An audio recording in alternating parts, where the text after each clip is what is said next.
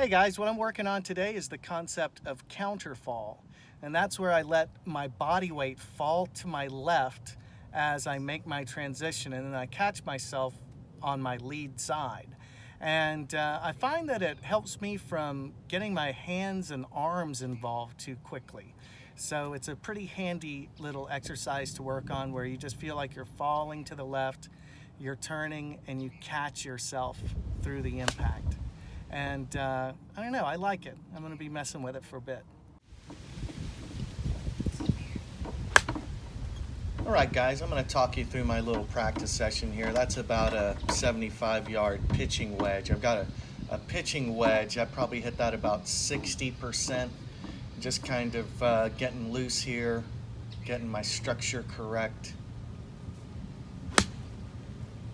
And that's about 70%, probably hit that about 80 yards. Just gradually turning up the speed. I'm very, very concerned always when I start to warm up about my placement. There, that's probably about 100 yards. This year I've been, especially because of my instructing, I've been really concerned about building great structure into my address and to the address of my students.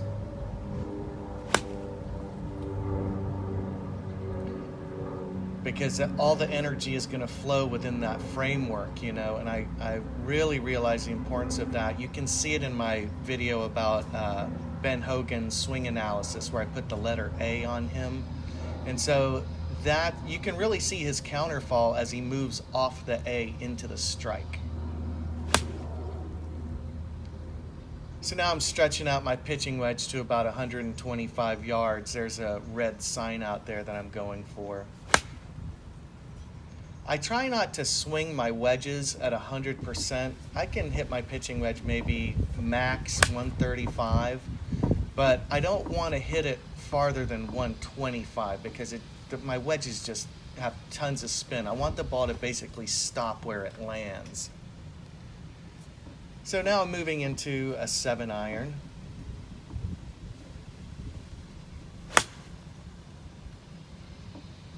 Again, these first few swings, trying to build a good structure and let my energy flow within that structure.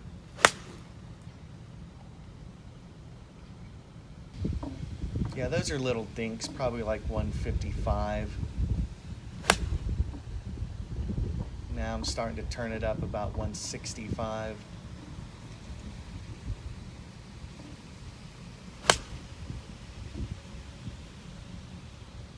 So I'm working on this little cut shot.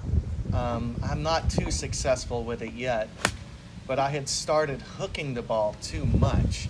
And this kind of reminds me of the story that Chuck Cook told about being a young man going to watch Ben Hogan hit golf balls, because he watched Hogan hit golf balls and he's like, "Mr. Hogan, I always heard you hit a fade, but you're hitting a draw."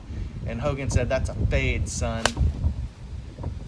Like that ball right there, you can see it wanting to turn over, but it still falls to the right. It's kind of funny. Let's watch it in slow motion.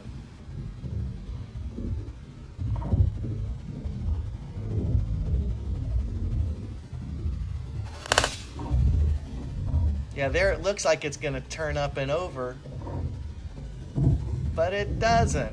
It stays straight and kind of falls to the right.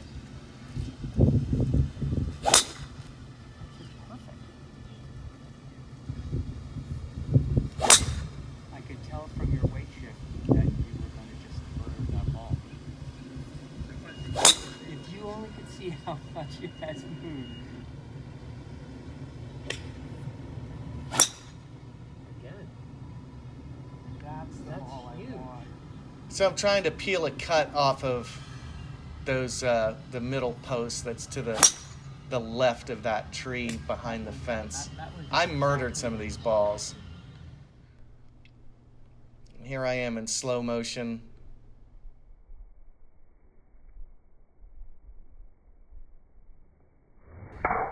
It's still not as smooth as I want. It's always a work in progress, but this is my swing evolution. I hope you hit them long and hit them straight. But you know what I didn't have? Any fundamentals to go back and rely on. Everybody's gonna have it today.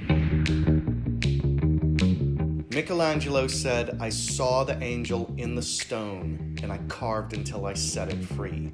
This is what we must do with our golf swings. Not everybody is born with a great natural golf swing, and if you're not born with that, then you have to build it. There is a process that you can go through to rebuild a golf swing so you've got something that works, that is dependable and consistent.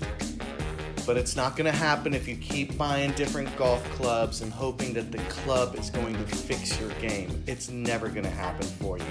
Do yourself a favor, become a part of my swing evolution, and learn how to swing a golf club properly. Don't miss the next MSE Intensive in Pasadena, August 25th. You can email myswingevolution@yahoo.com for details.